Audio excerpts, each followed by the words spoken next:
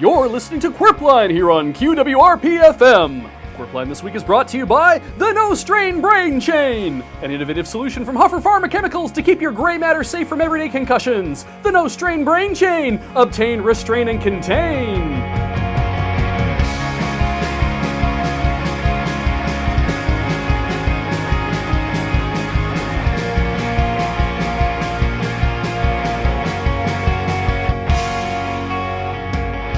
Welcome to Qwerpline, everybody. Big G Money here with Edith Slump.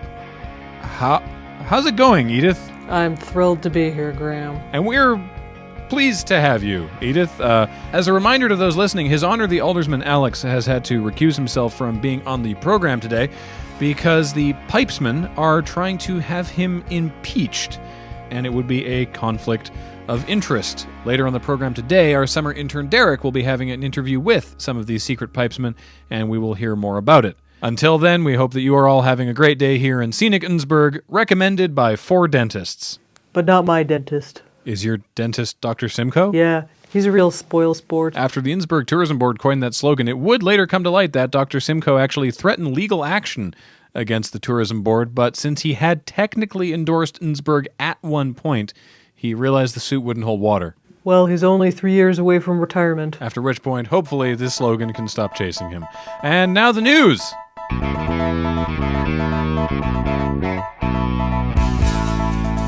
First up, an emergency bulletin from the Innsbruck PD. Members of the Sigma Theta Naka sorority and dojo are cutting a bloody rampage through Raster Heights on their annual January pillow fight. Residents are advised to stay indoors, especially if you are allergic to goose down. You know, Graham, I was a member of Sigma Theta Naka back in my days at Innsbruck Community College, but I never competed in the annual pillow fight because they said I couldn't use my buckwheat pillow. It really seems counterintuitive considering it's much more appropriate for a dojo environment. Why was that? Have you ever taken 700 grams of premium Japanese buckwheat husks to the face? Can't say as I have. It stings a bit.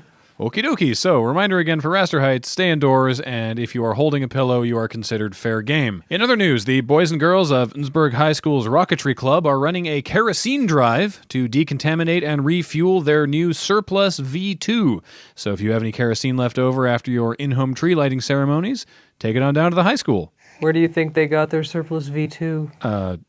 Germany? Oh yeah. Or England, I suppose. Edith, you certainly bring a different energy to the morning show. Your sarcasm is noted. And now it's time for the arts with me, Edith Slump. So over to me. That was a good segue. Thanks, Graham. I'm a natural.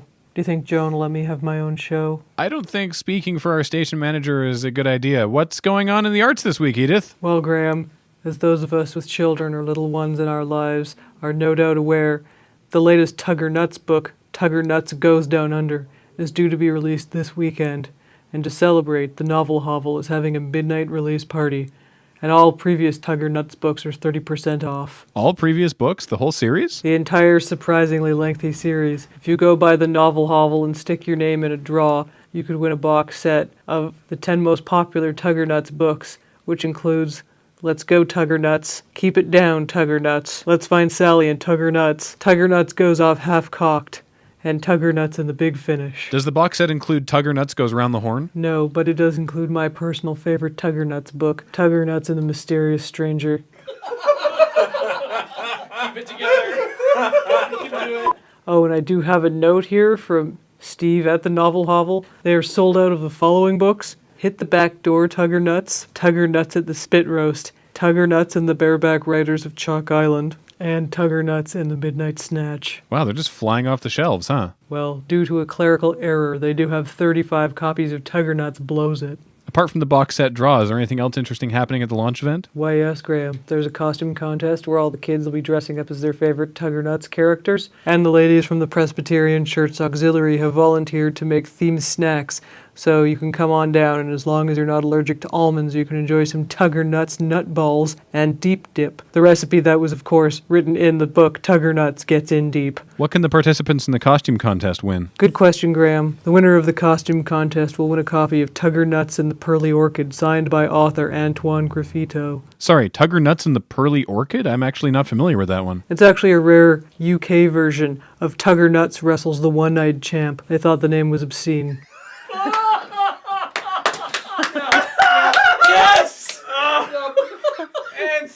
Oh, I don't see how, but I'm not from Europe, so... Anything else going on in the arts this week, Edith?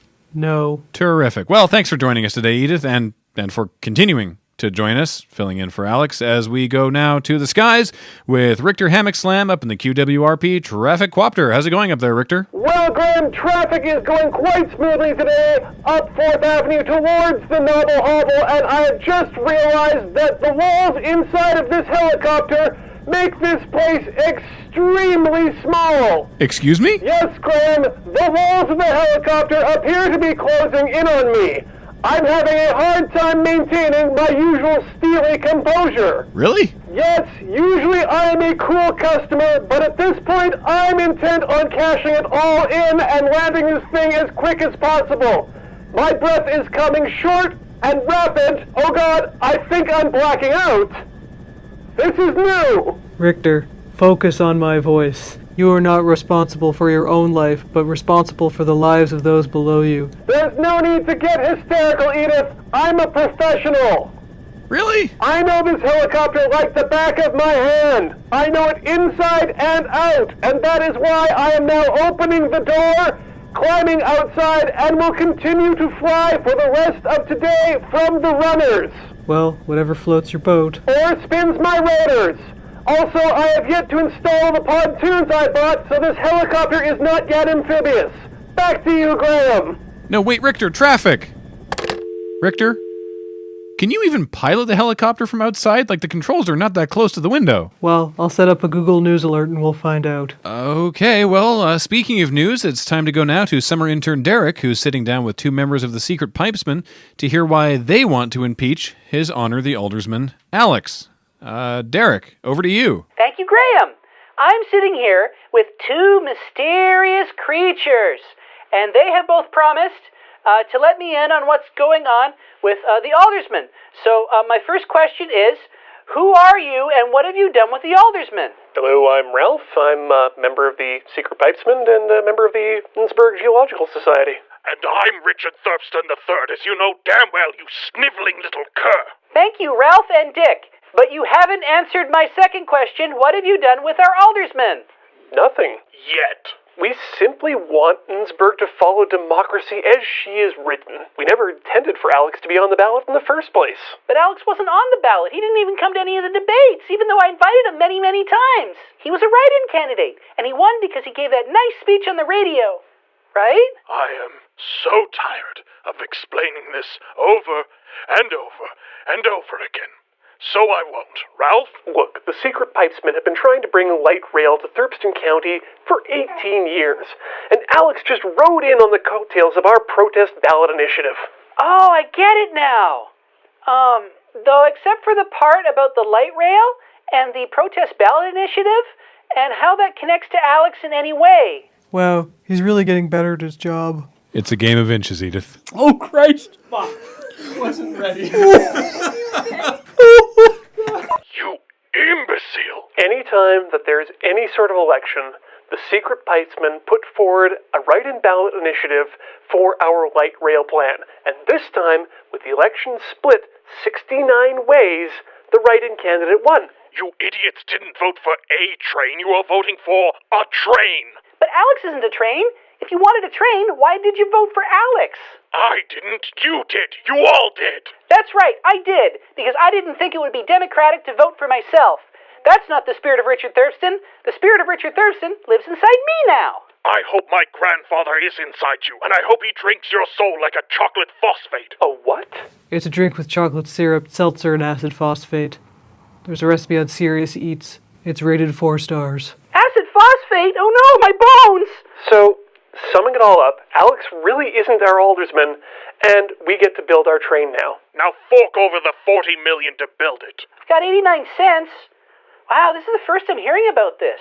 Yeah, this is the first I'm hearing about this as well. You said 18 years? Have you told anyone about this campaign? Of course not. We're a secret society. Only fellow Pipekin would have that information. Whoa, hold on now. I actually did vote for A-Train. Wait, Edith, you voted for the train? No, I didn't vote for A-Train. I voted for A-Train. I'm confused. I have a headache. I hear that a lot from people, so I always be sure to carry around some aspirin here. They're chewable. So hang on, you guys ran a secret write-in campaign that the general public didn't know about, but plenty of people legitimately did vote for A-Train, my co-host's nickname, and you are now saying that all those votes should not count and you should get your light rail boondoggle. Finally, someone gets it. Also, I object to the term boondoggle.